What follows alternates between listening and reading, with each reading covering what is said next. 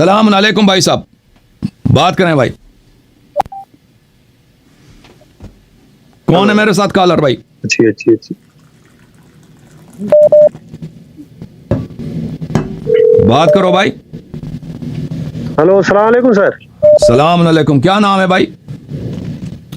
Professor Javed Ali जुमान। Professor भाई, professor Javed Ali जुमा। किस कॉलेज में प्रोफेसर हैं भाई आप? सर ये सिंध के कॉलेज है, डिग्री कॉलेज है। अच्छा आप वो मैथ के प्रोफेसर है ना? आपने पहले भी कॉल किया था।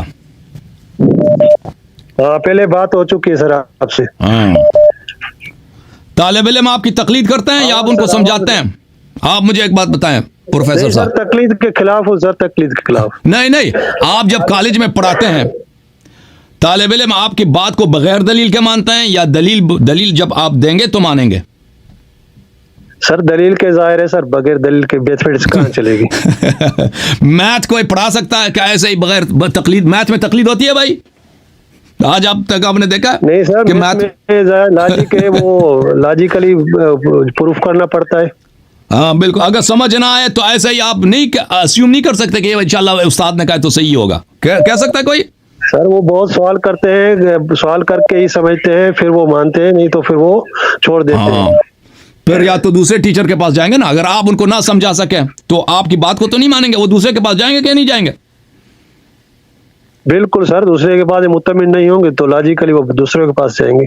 बिल्कुल अच्छी हुक्म करें भाई साहब। सवाल था जी सर, मेरा सवाल था, ये मर्जियत जो ना एक सिस्टम का नाम है जी, और ये एक पूरा नेटवर्क है, तो उसके लिए कम से कम हमें नेटवर्क चाहिए, उसके लिए कोई सिस्टम चाहिए। इंडिविजुअल तो इसके लिए कुछ नहीं कर सकता।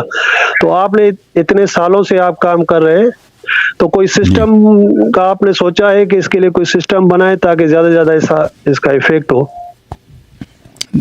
भाई साहब देखें, मैं तो एक आदमी हूँ, इतना दूर हूँ, और मेरा तो सिर्फ यही है कि भाई मैं आप प्रोग्राम आपके लिए पेश करता हूँ, वो मुखालिफिन के इश्कालात का जवाब देता हूँ। हाँ, तो इसके लिए देखें, और शिया लोग हमारी इतने सपोर्ट भी नहीं करते कि हम कोई ऐसा सिस्टम बना दें कि मर्जियत के साथ के मसलन उसके मुतबादिल हम शिया अवाम के लिए अहादीस का की तालीम का वगैरह का ऐसा कोई काम करें। देखें वो उसके लिए बहुत रिसोर्सेज की ज़रूरत होती है। देखें ना कि ऐसा मुअस्ससा हम बनाएं, ऐसा इंस्टीट्यूट हम बनाएं कि कम से कम उसमें 10-20 आदमी काम करें। उनका काम यह हो कि वो उनको हम हदीस सिखाएं, वो हदीस का वो फिर आशियों के लिए अहादीस की किताबों का तर्जुमा, अहादीस की किताबों की शरह, अहादीस के क्लासेस ऑनलाइन वगैरह बनाएं।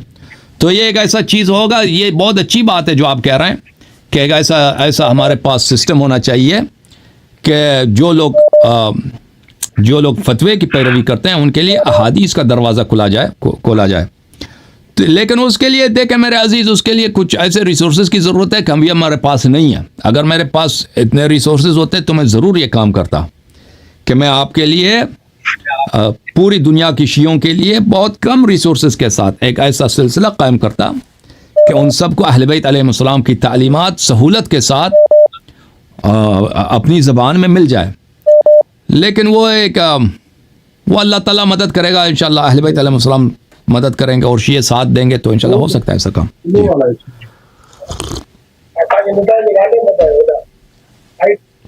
ठीक है भाई, प्रोफेसर भाई। सर एक रिक्वेस्ट ही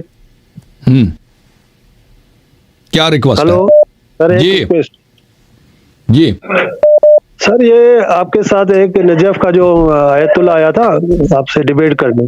जी तो उसमें सर आपको किरत जो सुनाई उसमें भी काफी गलतियां हुई है। तो ये जो पाकिस्तान में जाकिर आपके पास आते हैं वो तो बेचारे यहाँ के पढ़े होते हैं, उनमें तो जरूरी जाहिर है बहुत ज्यादा गलतियां होती। तो आप अगर ये रिक्वेस्ट माने कि ये आप किरत की जो शर्त है आप उसमें रिलैक्सेशन दे दे ताकि हमें ज्यादा से ज्यादा उसके दलाइल सुनने का मौका मिले। ठीक है भाई, उसने खुद पंगा लिया था ना क़ुरात का। हमने तो उससे मुतालबा नहीं किया था कि तुम क़ुरात को सुनाओ, वो कहता मुझे आता है। खुद उसने शुरू किया था कि मुझे बहुत क़ुरात आता है। कह रहा था कि मैं क़ुरात का उस्ताद हूँ, तजवीद का उस्ताद हूँ। याद है आपको? मैंने तो उससे डिमांड नहीं किया था, उसने खुद पंगा लिया कि भाई मुझे आता है। सही है ना भाई? ठीक है सर, ठीक है। हाँ ओके जनाब, सलामत रहो, जिंदा रहो। मेहर अल्लाह आपको इज्जत दे। देखें, ये क़िराअत का जो शर्त है ना, ये अच्छा है, क्योंकि इसमें से वो जान छोड़ देते हैं ना जाहिल। वो कहते हैं आपने हमसे मुनाजरा नहीं किया, हम भाग गए, फ़लान किया फ़लान किया।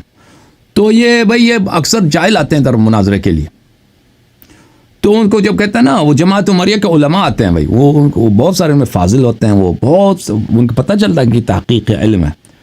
वो शियों में जो है ना वो देखें, शिया आलिम में, और मैं आपकी खिदमत में अगर कुछ बातें अर्ज़ करूँ, जमात उलमा उमरिया के मौलवी जो अपने मज़हब को जानते हैं, देखें उनकी मज़हब में को जानते हैं, उनके मज़हब में मुहक्किकीन बहुत हैं, वो अपने मज़हब को जानते हैं, उसका दिफा करने की कोशिश भी करते हैं उसमें। खैर वो उनका मज़हब बातिल है असास से, अलग बात है कि वो दिफा नहीं कर सकते, लेकिन वो उनमें जज्बा भी है, उनके में इल्म भी है। हमारे यहाँ जो है क़ज़िया यह है कि मज़हब हमारा हक़ है, लेकिन हमारे मौलवी जो है ना, इनके पास इल्म की बड़ी कमी है। ये बहुत सारे लोग समझते हैं कि हमारे जो आयतुल्लाह हैं या हमारे मराजे हैं, ये बहुत, इनके पास इल्म बहुत है। इस तरह नहीं है मेरे अजीज़। आपके जो मराजे हैं ये बेचारे, ये इतने, अब उनमें से कुछ हैं जो उनके पास कुछ इल्म है, लेकिन वो फजूल चीज़ों का इनके पास इल्म है ना। वो अब एक दूसरे के नज़रियात को अच्छी तरह से जानते हैं। अभी सिस्तानी है, मैं नहीं कहता उसके पास इल्म नहीं, उसके पास इल्म है, लेकिन वो एक दूसरे के नज़रियात को, खुई ने क्या कहा और साहब जवाहर ने क्या कहा, इन बातों को उल्ट पटांग उसके पास इल्म है, ठीक है ना।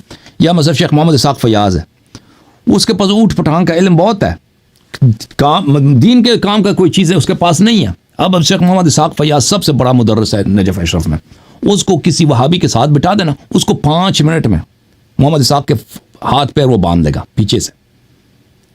मैं मजाक नहीं कर रहा, ये बिल्कुल, ये जो है ना, वो जो काम की चीज़ है ना दीन की बातों में, ये यतीम है बेचारे।